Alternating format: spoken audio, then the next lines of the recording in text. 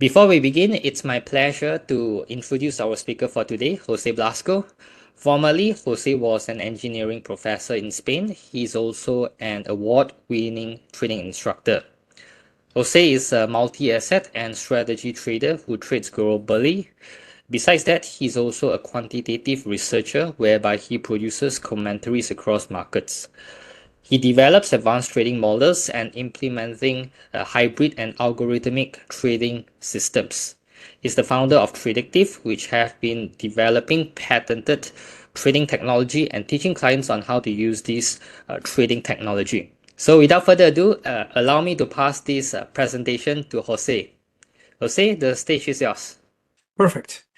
Okay, well, I was saying thank you very much, CY. It is indeed a pleasure for me to be conducting the session with everyone today. We are all passionate about the markets, but there is something in the market which is important. Actually, it's critical for us to manage, which is risk, right? So today's session hopefully will be an eye-opener session. Today's session is one of those sessions that, we need to really focus, okay? Because every time we execute a trade, there is risk involved, and therefore any help in managing that risk more efficiently has a direct translation into either more safety or more performance or more efficiency. Therefore, today's topic is quite critical. Okay, so I welcome everyone to be typing questions, etc. So that way, as the session progresses and as we get to the end, if there is anything that was not answered throughout the session, we can then work on that. So you are all equipped with what you need to do a great job trading the financial markets. In this case, products from Bursa Malaysia, which is the ones that we'll be exploring today as well. Okay. So let's begin. First, quick disclaimer here. Of course, everything that we do is for educational purposes, while the techniques and everything that we're going to discuss is definitely coming from the real world type of application for traders. In the end, we are conducting an educational session, and you will see on the slides there are some examples. They are designed for educational purposes. Having said that, later on, I do plan to move and utilize real-time charts as well, depending on the duration of the session, where we would be then able to apply what we learn in the lecture part a little bit more actively as we are looking at real-time charts, okay? So be ready for that, and of course, counting on you with focus and asking questions and being engaged during the session, in case I am the one who may have a question for you. So I'd love to see those responses on the chat box, okay? The agenda for today will be to talk about understanding risk exposure first, okay? Everybody uses the word risk, everybody uses the word exposure, but, let's be more precise. From there, we need to define what is our desired risk. That is very individual. Each trader may have a different level of risk aversion. Each trader may have a different account size. So what is the desired risk? It's going to be a very important conversation to have. We'll dive deep into that. And from there, we'll talk about this desired risk either applied to per trade or per portfolio when we run multiple trades in parallel. From there, most importantly, we'll get into calculating and adjusting the size, because size changes risk, and therefore adjusting the size will be a fantastic and efficient tool for us to contain that risk and have the right risk exposure, going back to the first bullet point that we want to have. And again, questions and answers at the end, even though I will be keeping a look on the chat box, and maybe if I catch one of those questions that is related to what I'm discussing at the moment, I may answer on the fly. So again, feel free to be engaged at any moment in time. Do not be shy. Type on the chat box the moment some thought, question crosses your mind. Very good. Exciting. So let's begin.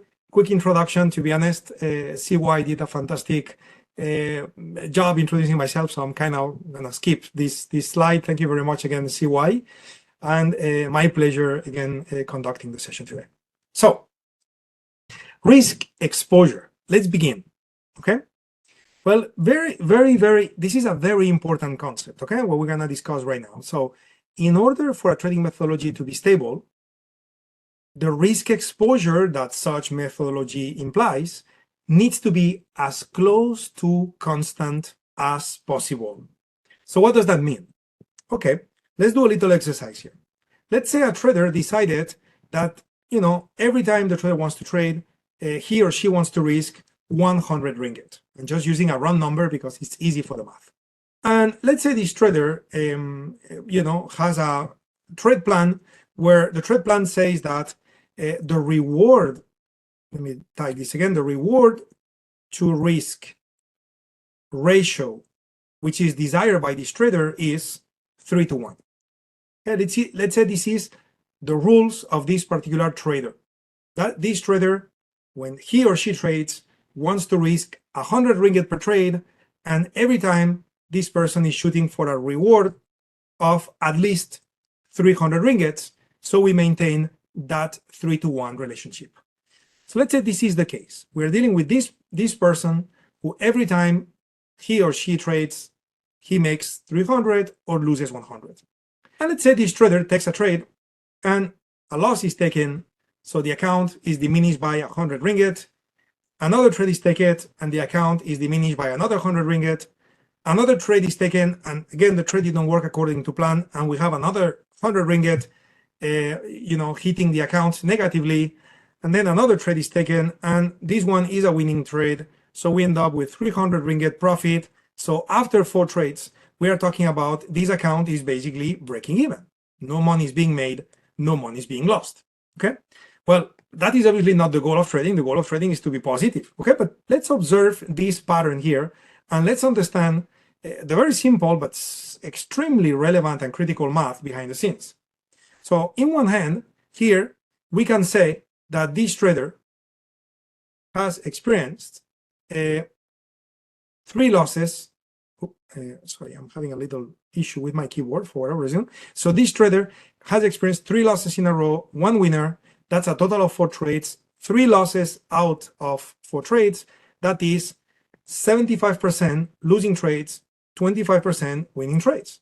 Now, because he kept or she kept the risk exposure constant, where every time there was a loss, it was the same amount, 100, 100, 100, every time the same amount.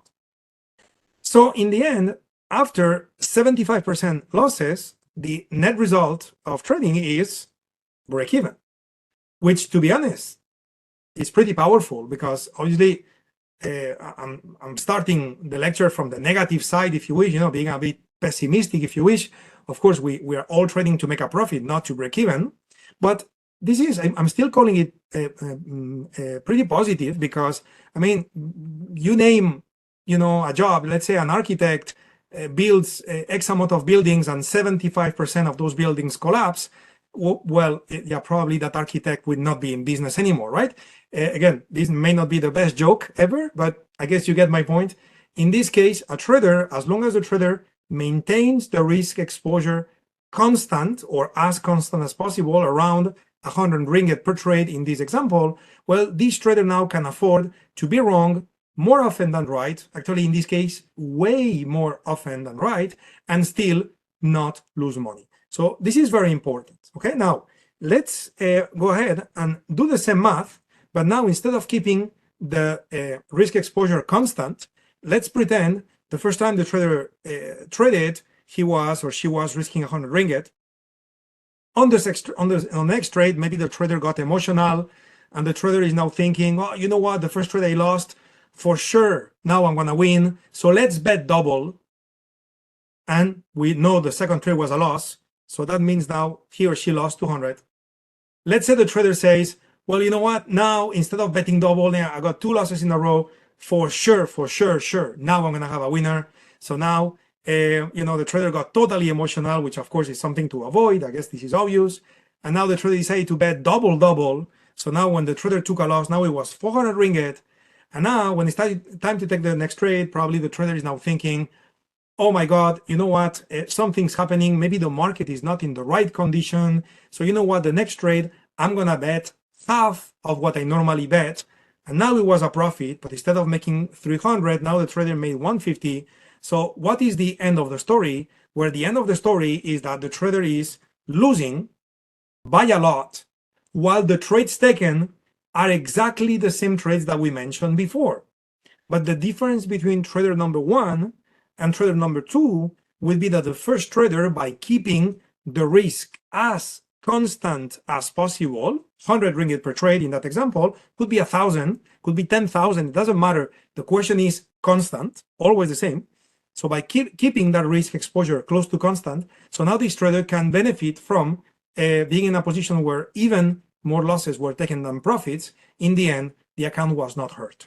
Okay, so this is a very important concept because it's common that traders that maybe in an early stage, maybe not fully educated, maybe traders that tend to get emotional, traders that may not have a trading plan with trading rules for risk management. So now those traders, every time they trade, they go with one contract or 10 contracts, or they randomly decide about the risk exposure, right? So first concept in today's lesson, extremely important, I would say for the rest of our lives as traders, okay, this is how important this is that it does have a very, very good benefit to keep the risk constant as possible when we trade. Of course, you could also, point at a story where some lucky trader was changing the size of the trade randomly and got very, very lucky and made a killing, but that would be out of being lucky, right? That would not be out of being professional or having a systematic approach to trading. Okay, so of course, during today's lecture, we are teaching the right thing. What is the right thing professionally to keep the risk as constant as possible? Okay, so to repeat myself with different words, too much variability would tend to produce random results. The risk value for any trade would come from the size of the trade and the distance between the entry and the stop. What does that mean? Well, when trader number one decided to risk 100 ringgit in that trade, right? That trader decided to risk 100 ringgit. Maybe this could have done by trading a market where the entry price, E for entry, was, just to keep it simple, I'm just going to use prices without thinking of the point values in futures. So let's say the trader was buying at 1,000, and let's say the stop loss was located at 900. Well, because the distance between 900 and 1,000 is 100, so by using one contract, okay, right? So one contract times 100 would produce this 100 ringgit loss, okay? And I am ignoring point values because, of course, that would be 100 points, which is more than 100 ringgit, but just to keep the math simple. Now, let's say instead of these values, we were talking about entry located at 1,000 and stop loss located at 950. So now we have 50 is the distance. Okay, the distance between the entry and stop is 50. So now this trader, if he or she wants to risk 100 ringgit, this trader can go and use two contracts because 2 times 50 equals 100. Again, I'm counting points like points are ringgits, which is not like that, as we know. We will look at complete examples a little later in following slides. But hopefully I made my point that number one, the risk has to be kept as constant as possible. We don't want variability because that leads to random results. How do we control the risk to make it constant? We control the risk by varying the size, okay? Here's a comment, and I'm spending a lot of time on slide number 1 because, again, we are setting the principles. Then I'm going to move faster into other slides. But here we are building very strong principles here. So, for example, just think about, let's say you are an experienced trader, or let's say you are new to trading. If I think of myself, when I started learning how to trade, and my friends ask me, so what is it this thing about trading, and I was explaining to them that you collect profits out of exposing yourself to risk. So then the majority of my friends that were not traders, they would look at me with a little bit of a grumpy face when I would mention the word risk, because typically people who have not been trained on how to use risk will probably feel that risk is a bad thing.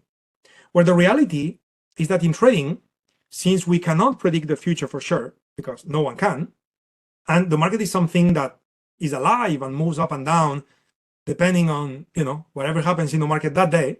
So the reality is that risk is a fantastic thing to be exposed to, because not only risk leads to potential for profits, but on top of that, because we are the ones who decide about the size, and size leads to different levels of risk. So what I'm trying to say is that we traders have 100% control over risk thanks to varying the size, which is 100% our decision. If you take a trade with one contract or 10, you are the one who decides. Therefore, you have 100% power to decide about your risk exposure. So this is a fantastic news, and this is one of the very few times where I will say we are in control. Everything else in the market is going to be, we now depend on whatever the market does. But when it comes to deciding about your size and therefore your risk exposure, that is all coming down to your trading plan, your sets of rules, and you decide 100%. So this is a fantastic news, isn't it? Anyway, hopefully the lecture is going well. I know I have the tendency to speak a little bit fast. I love this topic. I always get very excited. So please let me know on the chat box with a quick all good, or too fast, or too slow. How is it going so far? But again, changes size, changes risk, and therefore this is a very, very important principle, okay? So the greater the size, the greater the risk, and also the greater the distance between the entry and the stop, also the greater the risk. But we don't have control over that, isn't it? So let's say you are a Fibonacci trader, and this is your Fibonacci retracement line. You wait for the market to come here, and now you want to buy, expecting, palm oil futures to go higher from this Fibonacci retracement line. Maybe you decide that this is going to be your entry, and maybe you have a risk management rule that tells you that your stop is going to be down here, and down here means maybe it's 1 ATR away. So maybe you use ATR stops, and your stop is located 1 ATR below your entry. Maybe that's your case. In other words, the entry is your Fibonacci line. That's a mathematical calculation. It's a ratio. You cannot change that. And your stop is based on the ATR. That's a mathematical calculation. You cannot change that. I mean, you could change it manually, but this is basically, you are making it up. If you are a systematic trader, applying your trading plan based on rules, so then you do not improvise or make up prices. You just trade based on the rules of your trading plan. If your trading plan says that this is your entry and this is your stop, then you cannot change that. So the distance between entry and stop impacts the risk, but you cannot change it. Therefore, one last time, the one thing you can change is the size, and therefore size helps you to control your risk exposure. And thanks to varying the size, you can make it as constant as possible. Let's say you are shooting for 100 ringgit per trade, 200 ringgit per trade, 500 ringgit, whatever your amount is, that's what you're going to do, okay? So managing an adequate risk value per trade is critical to obtain a good overall average reward to risk ratio. And then you got the benefit I mentioned before when I showed you the beauty of, losing more often than not and still not losing money in the account, thanks to maintaining the risk constant. Okay, good, perfect. Okay, so let's move on to the next slides, and now I'm gonna hopefully make this explanation a bit more dynamic. I will get into charts, I will get into real-time markets as well. But again, I wanted to emphasize, I kind of repeated myself a few times in this slide. So this concept is totally understood by everyone. And I could see that some of you may be feeling a little shy. I would certainly appreciate that on the chat box, you type for me, all good, or too fast, or too slow. I would love to get your feedback, so I know how the session is going for you guys. Anyway, so size changes risk. Thank you so much for those thumbs ups, very appreciated. We cannot change the location for the entry or stop, as we said. Therefore, to adjust the risk value, we need to act on the trade size. Okay, this cannot be done unless we have previously defined the desired trade risk value. Okay, so now we are moving into concept number 2. What is the desired trade risk value? Earlier, I was playing with this trader who wants to risk 100 ringgit per trade. Run number. What is your desired trade risk amount? How do you even come up with a number? Why 100? Why not 200? Why not 1,000? Why not 2,000? What's the right number for you, right? And it's important to decide that before you even start trading, because if you do not, then you are going to be changing your risk exposure, and then you get the variability, and then it's random results, right? So you want to first decide what is your desired trade size. Thank you so much for all those feedbacks, my friends. I'm reading you. Very, very, very appreciated. So how do we define the desired risk, right?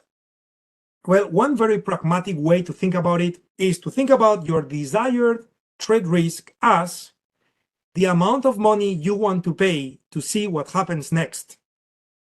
Let me repeat that. The amount of money you want to pay to see what happens next, right? This is the trade, the value that represents the amount of money ready to be spent to see what happens to the trade in the end, right? Think about trading like going to the cinema. You pay for the cinema ticket. Of course, you did your market research and market analysis. Okay, you've watched the movie trailer, you've read the commentaries, and you believe the movie is good. That's why you're going to the cinema, and that's why you pay for the ticket. But then two things may happen. You leave the cinema, and it was a terrible movie, so that money is lost. Or you leave the cinema, and it was the movie of the century. You had a blast. It was fantastic, and therefore the return on your investment is very satisfactory. The question is, how much is fair for you to pay to go sit in that movie theater, in that cinema? Okay, and I'm defining risk in a very, let's call it informal manner, because, you know, if I get very academic at defining risk with a very, very formal definition, it may not get you thinking the right way. And at least based on how much people would think, it may get you thinking about, you know, an ideal amount of money, a theoretical amount of money, some mathematical formula, but you don't really input into that decision the fact that anything could happen anytime. And if your expectation was not set to be that way, you may get very upset about the results of your trading. Maybe you read a book that said, you know, maybe the author of that book mentioned that he or she risks 500 per trade, and therefore when you started trading, because you read that book and you appreciated the author, then you started risking 500. And the question is, maybe 500 is the right number for you, maybe it's not. So I would like to add this personal approach to thinking about what is your desired risk, which in this case is to think about it like you went to the movies. Why? Because when you go to the cinema, really anything could happen. It could be a great movie or terrible. Even if you saw the trailer and it was good, I mean, I'm sure it happened to everyone, right? That you saw a great trailer and then you went to watch the movie and it was terrible, or the opposite, right? The trailer was terrible, but maybe your spouse kind of like motivated you to go watch the movie, and then it was actually great and you didn't expect it, right? So again, there is always this random possibility in the marketplace, and therefore you don't want to have a decision that is too connected with you're going to be right. I want you to connect the decision about the desired amount that you're willing to risk to anything could happen anytime. That way there is no disappointment. Okay. So just a thought, and this is coming from someone in my case where, you know, my background is engineering. So you could imagine that I'm a little bit of a perfectionist in many aspects of my life.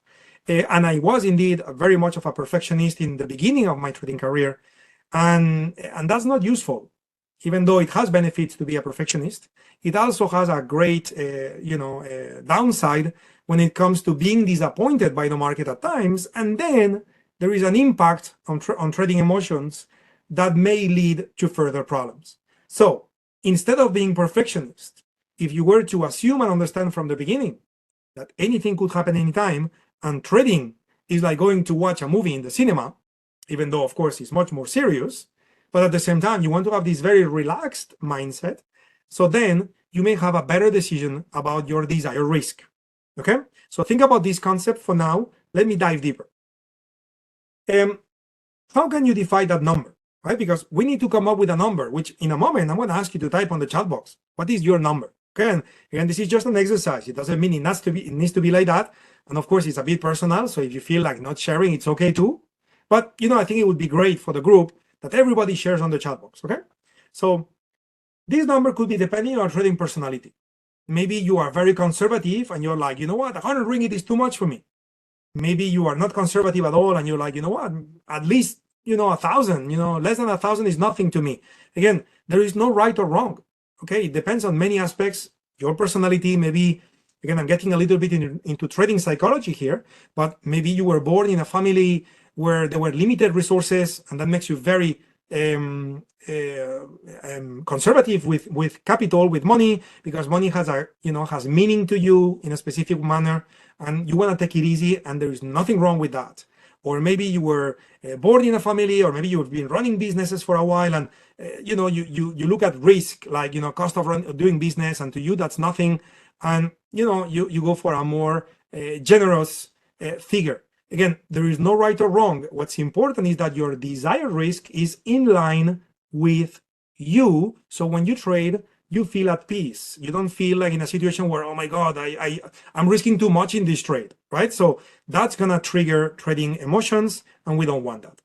So that would be the first case. Second case, unexperienced. Maybe you are skilled, you have been trading for a few years, and therefore, you go for a higher exposure, and you're okay with that because you are confident of your abilities, etc., where maybe you are newer to trading, and in this sense, you want to take it easy in your early stages because you are kind of like, just like when you are riding a bicycle with those, little wheels in the back, right? So nothing wrong with that. It's important that you are in line with you. Maybe based on prior results. So maybe you learn a methodology, you backtested the methodology, and you had an expectation for the results of the methodology. Then you forward tested that methodology, and your forward test is in line with the backtest, and you are very confident. So maybe you go for a higher value. Maybe that's not the case. Maybe you have some extra variability on the forward test versus the backtest. So maybe you want to start trading live, but with less risk. All is good. There is no right or wrong. Again, all of those are valid thoughts and considerations when deciding about your value. On account size, maybe your account is very large, maybe your account is limited. So depending on all of that, you may decide to go harder or take it easy. Okay. Think about this. Let's say you decided 100 is your number. And now let's say you took one loss. So now put yourself in that situation. Are you okay with 100? Let's say you say yes. So now let's think about, okay, now you take another loss. So now you are netting 200 of loss. Are you still okay? Let's say it's 5 losses in a row. Okay, which this is not likely going to happen all the time, but it certainly happens in the life of a trader. So let's say you got 5 losses in a row, 100 each. You just lost 500. Are you okay with that? If the answer is yes, then 100 is probably a valid number for you. Now let's say you tell me, oh, when I get to 300, that's too much.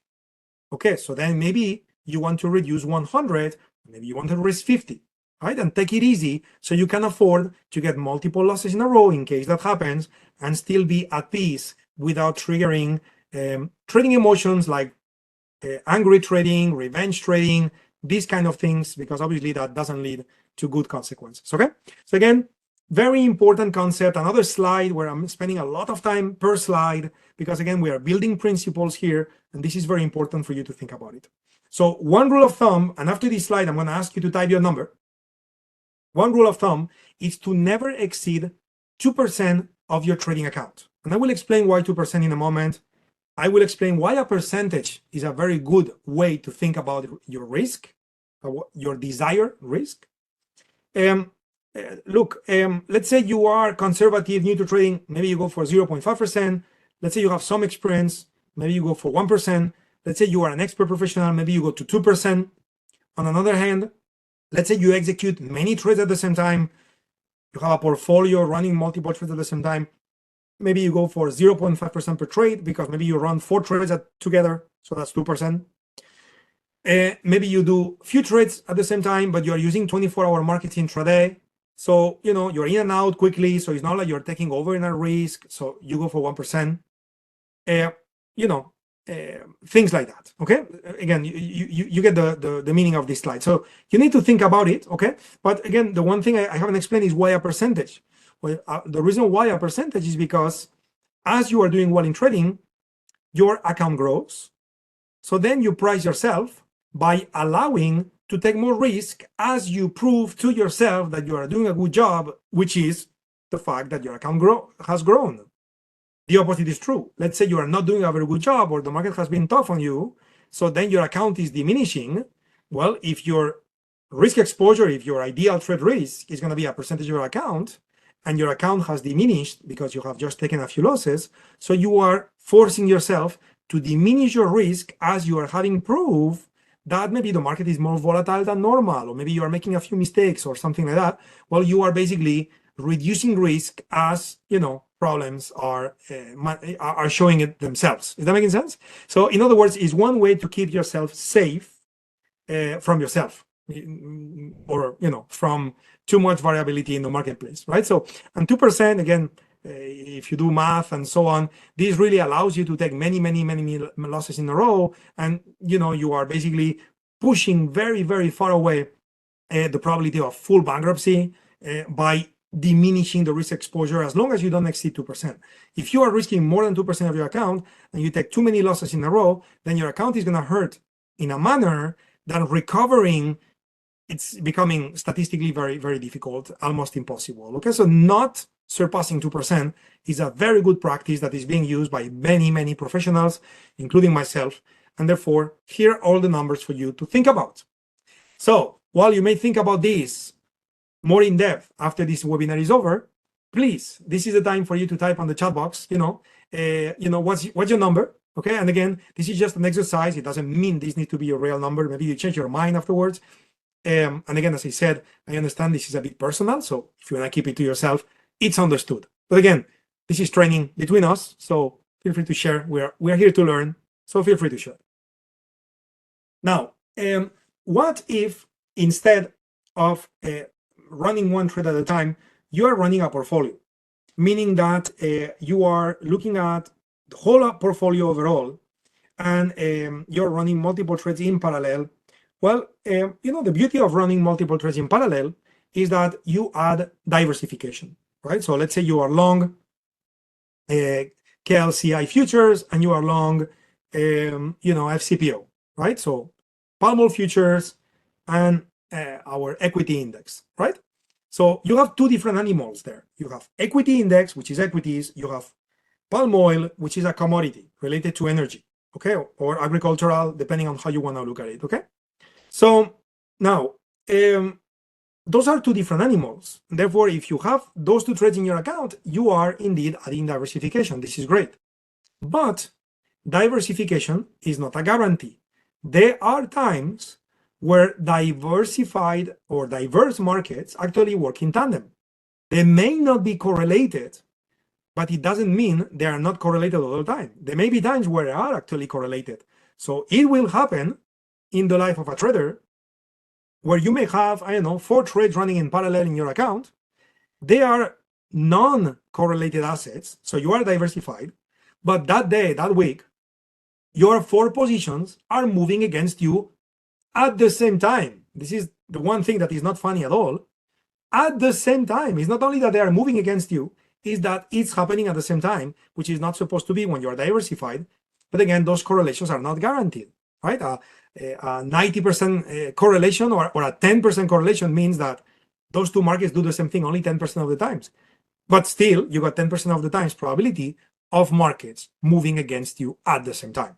So if that happens and you are risking, let's say 5% per trade, which is already more than 2%, but on top of that is 4 trades at a time. So that means that you may be losing 20% of your account.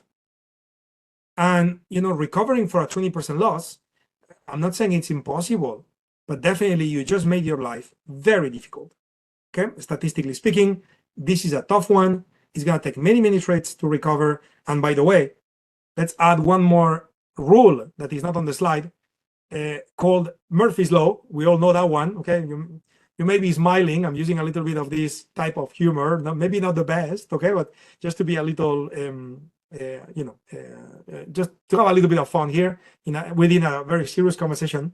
So Murphy's law may impact, right, and may add to more risk, isn't it? So again, you are, in that beautiful position, and now, you got this problem with correlations twice in a row. Now your account is down by 40%. What are you going to do now, right? So again, we don't want to play those odds. You never want to see yourself in a position like that. I mean, and why would you do that? Okay. One thing is the trader is not educated.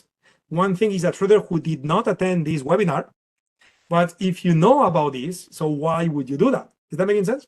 So 6% is a very healthy number as well, just because of what we mentioned earlier. Statistically speaking, when you count on diversification and the probability of recovering an account, when you do not surpass 6%, there are studies that have been made. Is a very common practice amongst professionals, and it's something to keep in mind. So let's say you trade 3 assets at a time, and you're risking 2% per asset. That's 6%. Go for 8. Okay, that would be your maximum, but that, based on what we are teaching today, that would be something that is in line with common practice in the industry. I'm not saying that this is a recommendation, or this is your trading plan and this is your decision, but it's a common practice in the industry. So I guess it's a good reference for you to think about this. Okay. And thank you so much, by the way, by sharing all those figures on the chat box. I see some of you are going for above 2%. I think it would be a healthy exercise that if you have backtested your methodologies, maybe you take your methodologies, you take the backtest results from your methodologies, you apply 2% risk, and then you apply 5% risk, and then you see what's best, because you may get a surprise. Okay, again, 5% risk. When risk kicks in, it's painful. Okay, so you may want to think about that. But again, I'm no one to do a recommendation. This is definitely not the role of this webinar. As we said at the beginning, this is for education purposes, but definitely knowing that the industry has this view. So I guess it's a good reference, and hence my suggestion to backtest your methodology with 5%, as you mentioned, 2.5%, as you mentioned, but also backtest with 1%, 1.5, 2%, and see the differences, because you may be surprised. Okay, good. Yes, I like that comment, Chongjin Zhang. Very, very nice one. Very good. So let's continue here. So how do we calculate the size? Remember, size changes risk. We wanted to keep it constant. We have decided we're going to risk 100% per trade, 1% per trade, whatever we decided. So I'm going to adjust my risk thanks to the size. How do I do that? Well, we need a formula. Okay. And you may say, oh my God, Jose, you just killed me. I hate math. No problem. This formula is the simplest formula ever. I need to put it on the screen because I know some of you may appreciate math.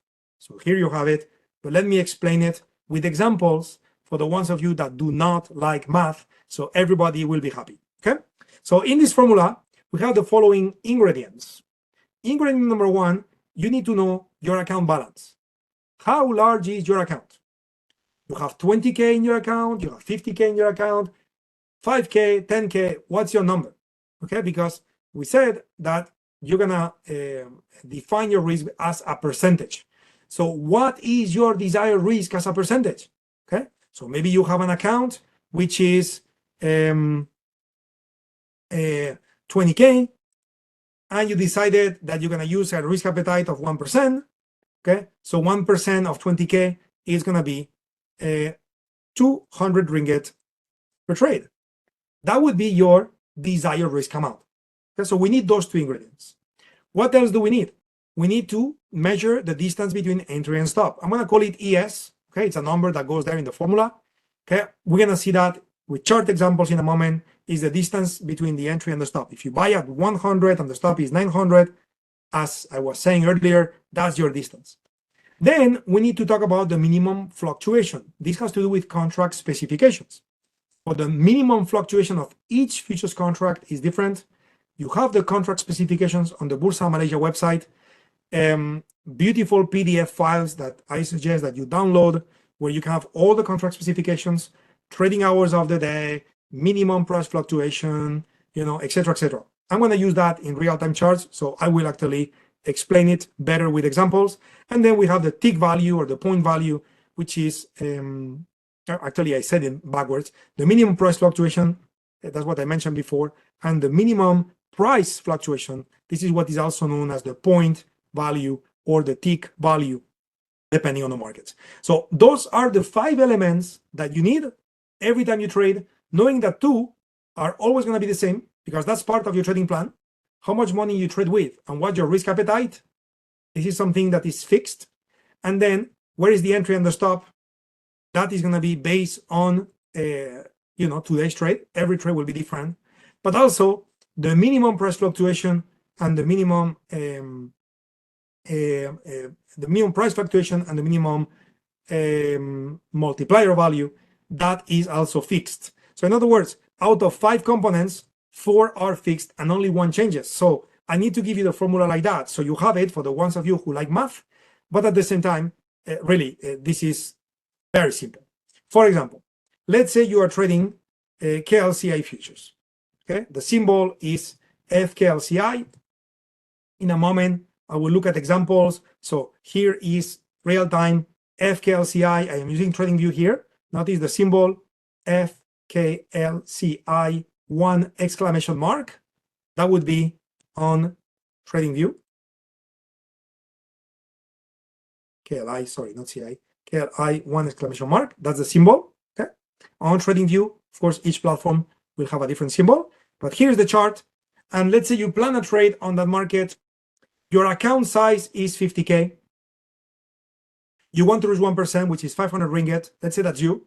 Just an example. It doesn't need to be you, but let's say that's you. Your trade plan says your entry is 1528. Your stop is 1523.5. So the distance between entry and stop is 4.5 points. We know, based on contract specification, that the minimum price fluctuation is 0.5. So every point on KLCI futures is 2 ticks. You got 0.5, 1, 0.5, 1, 0.5, 1. So it moves in ticks 0.5 at a time, and 2 ticks, 0.5 plus 0.5 equal 1 point. And we know that each tick is 25 ringgit. All of this is contract specifications. Well, if that's the case, and you are taking this trade, and your stop is 23.5, and your entry is 28, and you want to risk no more than 500 ringgit, how many contracts should you buy? Because size changes risk. How many contracts should you buy? The answer is 2. How did you come up with that number? Well, you apply the formula, 50K times 1%, that's 500 ringgit, divided by 4.5, which is the distance between entry to stop. Multiply 25 divided by 0.5. That's going to give you 2.222. Now, of course, you cannot trade 2.2 futures contracts. You can trade 1, 2, or 3. So the nearest number is 2, and we always round down as traders to limit the risk. You don't want to round up because now you increase risk. We always want to manage risk. So we round down. So from 2, 2, 2, 2, you go for 2 contracts, and then you would go to your trading platform and place an order to buy 2 contracts at the price of 1528 with a stop located at 1523.5. That would be the trade, and this is how you would guarantee not losing more than 500 ringgit per trade, unless you got slippage on the stop out, which you maybe slip by half a point or something like that. KLCI futures and Palmol futures are very liquid markets, so you should be okay. But with extreme market conditions, you may get a little bit of slippage, and therefore, you may get a little bit of extra pain. Again, it's okay to risk a little more. It's okay to risk a little less, as long as we keep it as constant as possible, as said on slide 1. That's why it doesn't say constant. As constant as possible. Okay? Very good. Now, let's say we are doing FCPO. So FCPO, if I change symbol, looks like that. Okay, this is FCPO. The symbol, the ticker symbol on TradingView, which I'm using here, is FCPO 1 exclamation mark. Okay, again, each platform is different, but this is how it is in TradingView, in case you want to mimic what I'm doing here myself. And let's pretend case number 2. Let's say the trader has a little bit more funds, 100K, still risking 1%. That's 1,000 ringgit per trade. Again, sorry about that. It doesn't need to be you. Let's say it's you. Give me a second, everyone. sorry about that. Let's say your entry after you did your trade analysis is 38.05 and your stop is 37.81. So you're risking 24 points. And the minimum price fluctuation based on contract specifications is 1. Palm oil moves up or down 1 point at a time. There is no 0.5, it's 1 point at a time. You probably know this. In case you didn't know, now you know.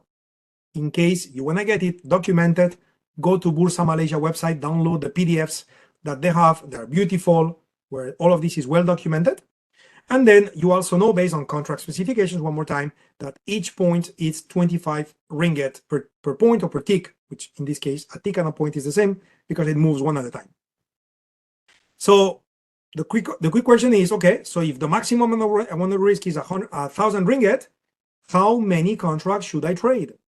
And the answer is, apply the same formula.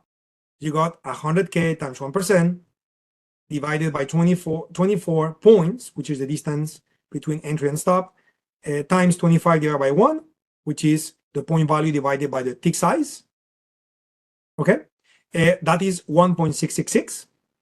And we always round down. So this trader would trade one contract. Okay, one contract. Very good question, Parath, on how to decide entry and stop loss. I'm going to do some demonstrations now, so I will show you how I do it myself. But the bottom line is that this has to do with your trading methodology, which is not what we are covering today. So today I am assuming that everyone has a trading methodology and you have a way on how to decide when to buy and when to sell, when to get in and when to get out. And once you know when to get in and when to get out, now today we are talking about how many contracts, so I can keep my risk as constant as possible. Okay, that's what we are doing today. In any case, I'm about to explain how I do it myself, so I will indeed answer your question with a demonstration. Okay, Parath? Good one. So, example number 1. Okay, let's go over 2 examples on the slides, and then I'll do hopefully another one example live. So example number 1 is with KLCI futures. Here I am using a 4-hour time frame. Okay, of course, if you are trading, you know that the higher the time frame, the more relaxed your trading style. The lower the time frame, you are an intraday trader, high speed intraday. So again, everybody is different. My example, I had to pick something, so I picked 4 hours.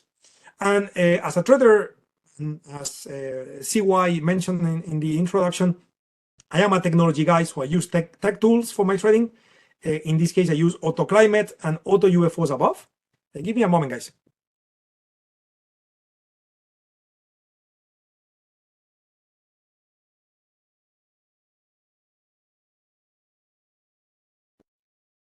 Sorry about that. It looks like my throat is a little bit challenged today.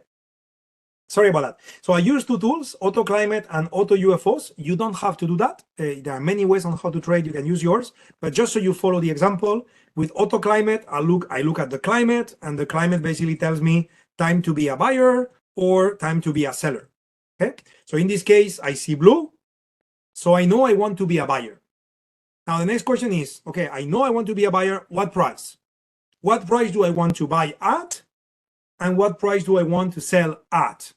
And what if I'm right? And what if I'm wrong? And of course, the topic for today, how many contracts? Okay. Entry, target, stop, size.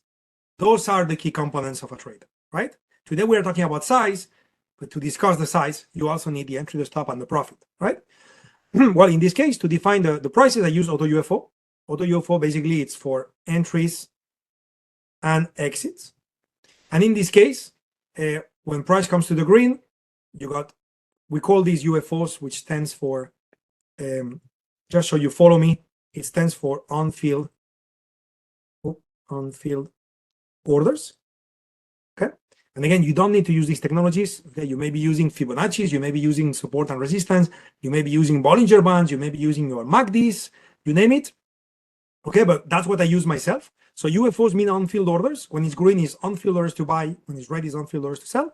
So when KLCI futures come into the green, I expect it to bounce higher. And when it comes into the red, I expect it to bounce lower. Right? Now, because the climate is blue, I don't care about this thing going lower. Okay, but I do care about catching the up move, because that is supposed to be higher probability given the fact that it's blue. I am in an uptrend, an up climate. So I want this one. So in other words, this is going to be my entry. Okay, this is for you, Parath. This is going to be my entry, which is 1536.5. Okay, in the middle of those UFOs. Now, when it gets to the red, I'm expecting it to fall. So I want to get out before it falls. So my profit is going to be that 1547.5. Okay, so I enter at 36.5. If I'm right, I exit at 47.5. Now, what if I'm wrong? Okay, what if I'm wrong? Okay, what if I'm wrong? Well, I'm going to get out at 31. Why? Because 31 is below 31.5. So in other words, I just told you, let me delete all the drawing. I just told you that my expectation based on my trading plan, what I'm expecting the market to do, and I want to expose myself to this potential for profit by managing my risk. My expectation is price will come to the green and bounces. But what if price comes to the green, stops a little there, and then keeps going lower? Well, then I was wrong. Where am I proven wrong? Below the green box, the box ends at 31.5, so my stop is 31.0. This is the rationale for my plan, which I explain at the speed of the light because this is not the topic for today. And also, there are many ways on how to trade. I'm just exposing you a little bit to what I do myself. But again, the size calculation that we are discussing today apply to all trading styles and even all trading assets. Okay, if you're trading stocks in Bursa Malaysia, that applies to you too. Okay, so anyway, so if I buy at 36.5 and my stop is 31 and my target is 47.5, so I'm risking that amount in exchange to make that amount, which if you do the math, this is a 2-to-1. Okay, so I'm risking half of what I'm gonna make if I'm right. I'm gonna lose double. I'm gonna lose half of what I'm gonna make if I'm wrong. Okay, that's what I'm planning to do. Now, knowing that from 36.5 to 31, I got 5.5 points of risk. Okay, I have 5.5 points of risk. That's my ES, my distance between entry to stop. So what am I gonna do? Okay, let's pretend my account size is 88,888, and let's say I want to reach 1%. Okay, I'm just improvising those figures. So how do you calculate the size? The size would be 3 contracts. How did I do that? I got my 88,888 times 1%. That's the risk. That's my desired risk amount. And I divide that by the distance between entry to stop, which is 5.5. And then I add the values of the contract, which is in this case KLCI futures. That gives me 3.23. And because we run down, so me, the trader, we take this trade with 3 contracts maximum. So if I lose, I will lose equal or less than 1% of 88,888. Okay, we learned through repetition. So let's go through another example, and please type your questions in the Q&A.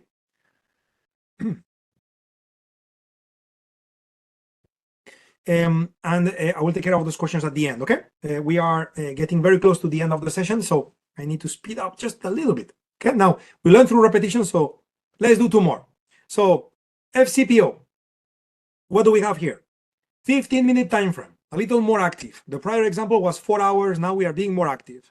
What am I doing? Same thing. I am a systematic trader. First, I looked at the climate is blue. I want to be a buyer.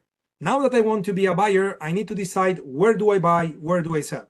So I use auto UFOs to find my entry price being 51, because again, my expectation is if this comes here, it will bounce and go up. And when it comes to the red, it will go down. So I want this below to be my entry, and I want this above to be my target.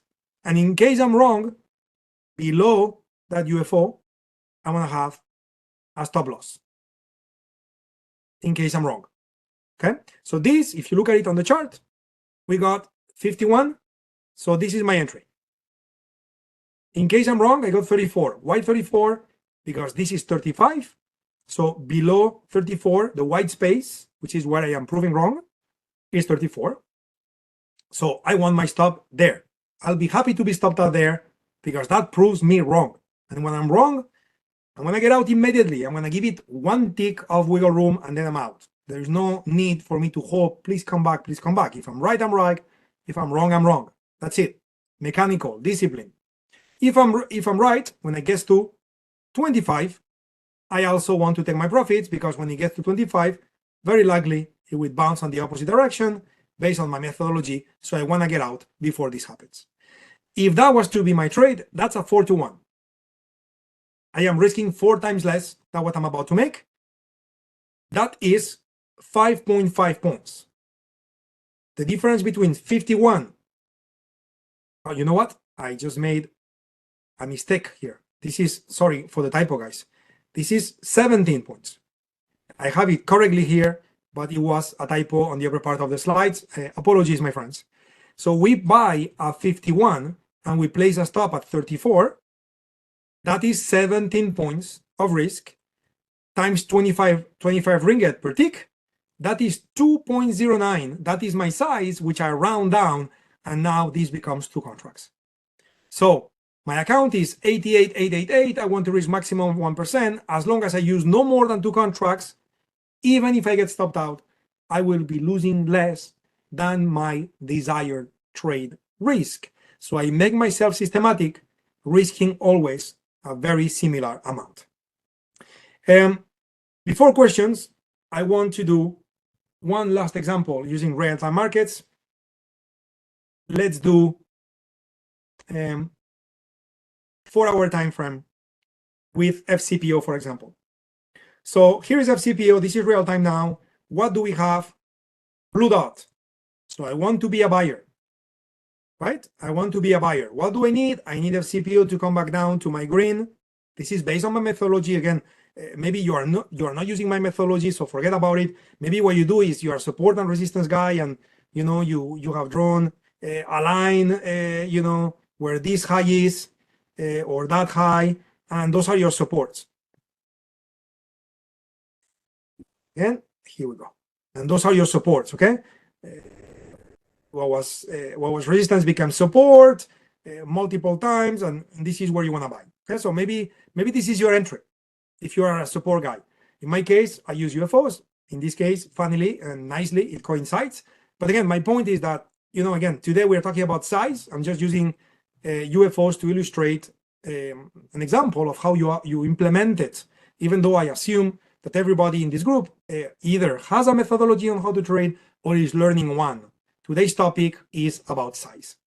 So my expectation is if it comes to the green, I want to buy. So my entry would be 72. And if it goes higher, when it gets to 39.80, I want to sell. And in case I'm wrong, if it goes below 38.30, I want to get out. So what are we dealing with? So let me do a little bit of text here. So we are dealing with take profit at 39.80. We are dealing with entry at 38.72, and we are dealing with stop loss at 38.29, which is 1 point below 38.30. Okay, so in other words, let me bring a calculator to the screen so you guys see the whole process. And I'm almost done here. CY and Tim and everyone, almost done. So 38.72 minus 38.29. So this trade is risking 43 points. Okay, so what is my risk? Well, my risk is ES, which is the risk in points, equals 43. Okay, now in parallel, let's say I have an account size. I'm going to use round numbers just because it's easier. Let's say you have an account size which is 100K, and let's say you decided you want to risk 2% per trade. Okay, so this is 2,000 ringgit per trade. That's the most you want to risk. Okay, and again, I know this number is valid to some of you and not valid to some of you. Again, this is just an example, okay, because everybody is different in the room and have different capital to trade with or different intentions. And again, you get my point. But anyway, I want to risk 2,000, right? That's what I want to risk. And the trade has a risk of 43 points. And we know every one of those 43 points carries with it 25 ringgit of profit or loss.